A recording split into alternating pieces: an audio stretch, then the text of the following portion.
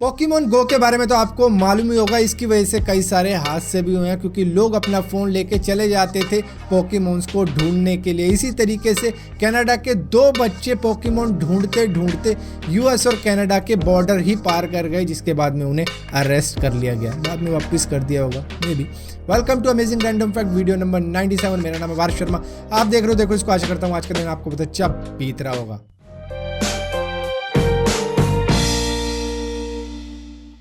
2014 में 42 साल के एक रशिया के फिशरमैन के ऊपर एक भालू ने अटैक कर दिया था, जिसके बाद में उसकी जान बचा ली जस्टिन बीबर ने।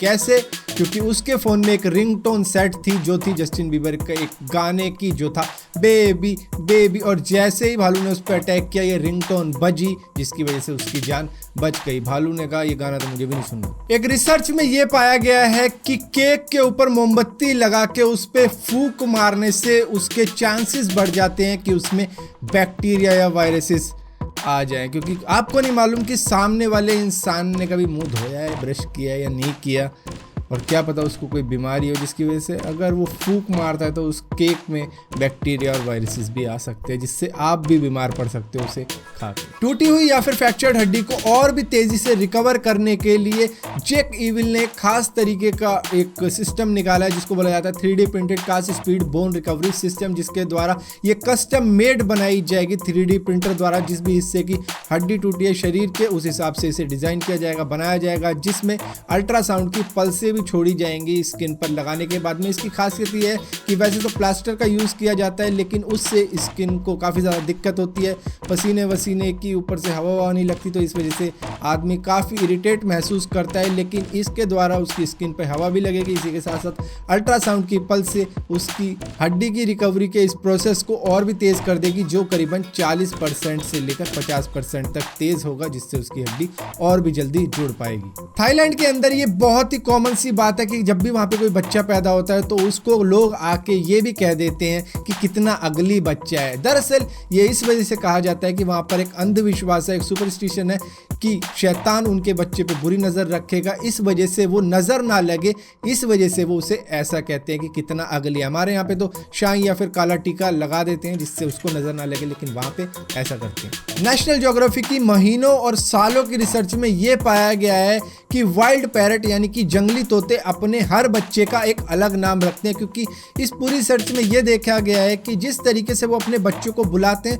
उसकी जो साउंड वेव्स होती है, साउंड पिच होती है, वो एकदम अलग होती है हर एक बच्चे के लिए, जिस वजह से यही पाया गया है जो साउंड पिच होती है ये एक्चुअली में उनका एक नाम होता है। कई बार हमारी लाइफ में कुछ ऐसी सिचुएशन हो जाती है जब हम अपने इमोशंस को, अपनी सोच को डिस्क्राइब नहीं कर पाते, जिस कंडीशन को बोला जाता है एलेक्सीथायमिया। इसके अंदर हम बता ही नहीं पाते कि हम क्या फील कर रहे हैं उस वक्त में। नासा ने एक बहुत ही इंपॉर्टेंट टेक्नोलॉजी डेवलप करी जिसका नाम उन्होंने रखा फाइंडर। इसकी वजह से करीबन 30 फीट के रेडियस के अंदर यह देखा जा सकता है कि कौन सांस ले रहा है, किसकी हार्ट बीट चल रही है, और आज इसको पूरी दुनिया यूज़ करती है अर्थक्वेक के टाइम पर। जब 2015 में नेपाल के अंदर अर्थक्वेक आया था तो वहाँ भी इसी का इस्तेमाल किया गया था, जिससे कई लोगों की जान बचाई गई थी। एक फिल्म बनाई गई है जिसका नाम रखा गया है 100 ईयर्स स्टारिंग जॉन माल्कोविच, जो रिलीज की जाएगी 18 नवंबर 2115 को। ये ऐसे बॉक्स में रखी गई है, ऐसा बुलेट प्रूफ बॉक्स है वो, जो ऑटोमेटिकली इसी डेट को खुलेगा, जिसके बाद में इसका प्रीमियर रखा जाएगा कैंस फिल्म फेस्टिवल में। एक जर्मन प्लांट ब्रीडर ने एक खास तरीके का प्लांट डेवलप किया है जिसके फूल कुछ इस तरीके के दिखते हैं जैसे कि कोई गैलेक्सी हो, और इसका नाम रखा गया है नाइट स्काई। आज के टाइम पर जब भी हम किसी को कॉल करते हैं तो उसके फ़ोन में एक बेल बजती है जिसको सुनकर वो फ़ोन उठाता है। लेकिन पहले के वक्त में जब कमर्शियली टेलीफोन को लॉन्च किया गया था लोगों के लिए, तब इसमें बेल नहीं बजा करती थी, बल्कि आपको ही चिल्लाना पड़ता था, सीटी बजाना पड़ता था, तरह तरह के पैतरे आजमाने पड़ते थे, जिससे सामने वाले को आपकी आवाज़ सुनाई दे सके अपने टेलीफोन इंस्ट्रूमेंट में, जिसके बाद में वो उठाता था उसे। हाँ भाई क्या दिक्कत है। तो फिलहाल के लिए अमेजिंग रैंडम फैक्ट्स की इस वीडियो में इतना ही था। अगर ये वीडियो आपको पसंद आती हो तो इस वीडियो को लाइक जरूर करना, शेयर जरूर करना, और इसी के साथ साथ इसी तरह की और भी वीडियो देखने के लिए इस चैनल को सब्सक्राइब भी कर सकते हो, और सब्सक्राइब किया तो बेल का आइकन जरूर दबाना, वरना आपको पता भी नहीं लगेगा कि मैंने कोई वीडियो डाली भी है।